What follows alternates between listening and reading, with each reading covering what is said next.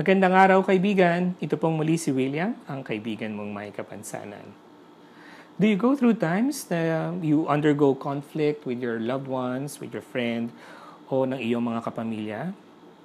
May mga taon na bang lumipas na hindi kayo nag-uusap dahil sa isang pag-aaway ng iyong mga mahal sa buhay? Well, I know this is not an easy part of life. At kung maaari lang sanang kalimutan ito or baliwalain na lang, igagawin natin. But then again, kaibigan, may pag-asa. Even in the darkest times of conflict, of rage, of pain, and unforgiveness, lagi pa rin may solusyon. So, allow me to help you have some tips on how to do this. First point, sabi nila, when you are experiencing halt, that's hungry, angry, lonely, and tired, don't make any rash decision. Magpalamig ka muna, kaibigan. Kasi ito yung time na ikaw ay vulnerable pa o nasa iyong kahinaan. Baka pagsisihan mo rin ang masabi mo o magagawa mo kung ikaw ay gutom, galit, malungkot o pagod. So magpalamig ka muna. Maybe kailangan mo lang munang to step back, get away from the conflict, at magpahinga muna at magpakalma. Next, after that, you might wanna make a decision to forgive. Bakit ko sinabing desisyon ng pagpapatawad? Kasi ang pagpapatawad, usually ang akala natin ay nandito sa puso. Actually, nandito yan sa isipan. Kahit nandun pa rin yung sama ng loob o yung gigil mo maybe, pag nag-decision ka magpatawad, nagsisimula yan sa isipan. And later on, magka-catch up naman ang puso at ang damdamin. So, make sure that you do that kasi you are letting a prisoner free kapag ikaw ang nagpatawad. And later you would realize that that prisoner is yourself. Na kapag kumalma ng lahat, nakapagpatawad ka na, mas lumawak na yung pananaw mo sa buhay, maybe you would want to sit down with that person and talk.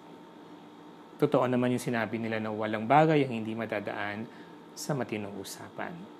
Kapag bukas sa pagkakasundo ang dalawang tao, pwede nilang pag-usapan at aregluhin kung ano man yung conflict na pinagdaraanan nila.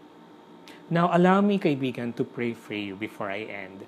Alam ko this is not the easiest time to go through, so allow me to extend my help by praying for you.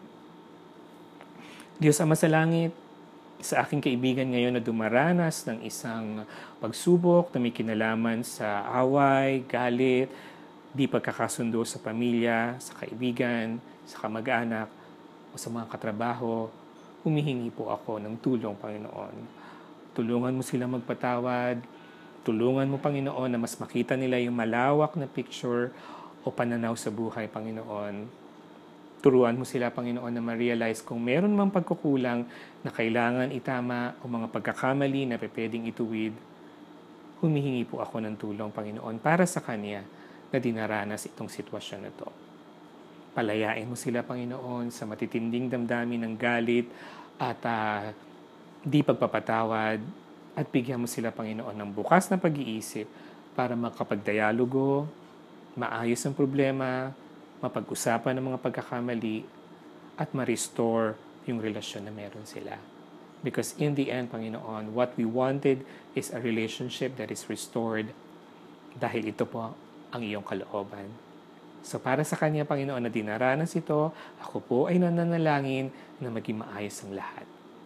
Ito po ang aking dalangin sa pangalan ni Jesus. Amen. Hanggang sa muli, kaibigan, sana kahit paano ako ay nakatulong sa iyo.